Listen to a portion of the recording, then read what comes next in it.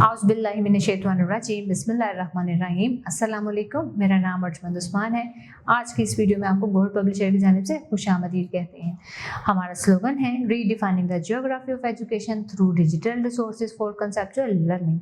आज हम Gauhar skill up series Urdu जमात अव्वल का सबक नंबर 11 खोलेंगे और वहाँ पर मौजूद उन्वान कैप्टन मोहम्मद सरवर शहीद से मुतल्लिक मश्क को हल करेंगे।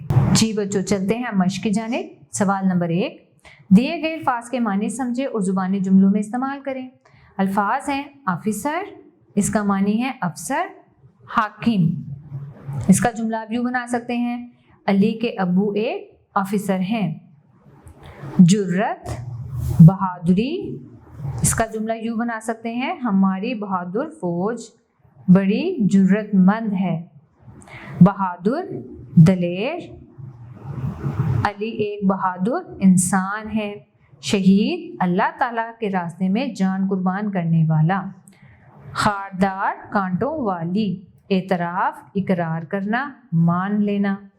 आओ समझें। सवाल नंबर 2, दुरुस्त जवाब पर सही का निशान लगाएं। राजा मोहम्मद सरवर पैदा हुए, दुरुस्त जवाब है 1910 में। इसके ऊपर सही का निशान लगाएंगे। राजा मोहम्मद सरवर शहीद हुए 27 जुलाई 1948 को सही जवाब है। इसके ऊपर दुरुस्त का निशान लगाएंगे। अगला जुमला देखें, राजा मोहम्मद सरवर तरक्की करके बन गए।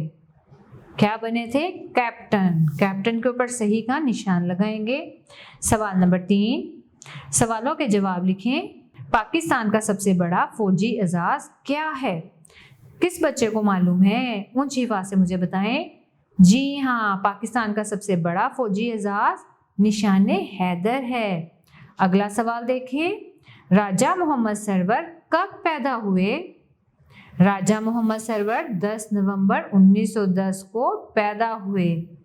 अगला सवाल, राजा मोहम्मद सरवर फौज में किस ओहदे पर भर्ती हुए? इसका जवाब है राजा मोहम्मद सरवर फौज में सिपाही के ओहदे पर भर्ती हुए। अगला सवाल देखें, राजा मोहम्मद सरवर कब शहीद हुए? इसका जवाब है 27 जुलाई 1948 को। आओ बात करें। सवाल नंबर 4, दर्ज झैल जुमलों को दुरुस्त तलफ़्फ़ुज़ और लबो लहजे के साथ अदा करें। सब बच्चे ऊंची आवाज से मेरे साथ बोलेंगे। शोर ना करो, सुबह सवेरे उठो, गंदे पानी में ना नहाओ, वक्त पर स्कूल जाओ। शाबाश। सवाल नंबर 5, स्कूल आते और घर जाते वक्त रोजाना किन बातों का ख्याल रखना चाहिए?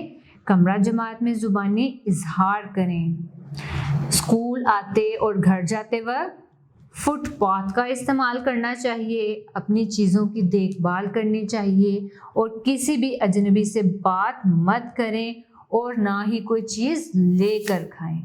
स्कूल आते और जाते वक्त इन बातों को अपने जहन में रखें। प्यारे बच्चों, मुझे उम्मीद है आपको आज का हमारा वीडियो लेक्चर पसंद आया होगा। अब मिलते हैं नए वीडियो लेक्चर में, तब तक के लिए अल्लाह हाफिज़।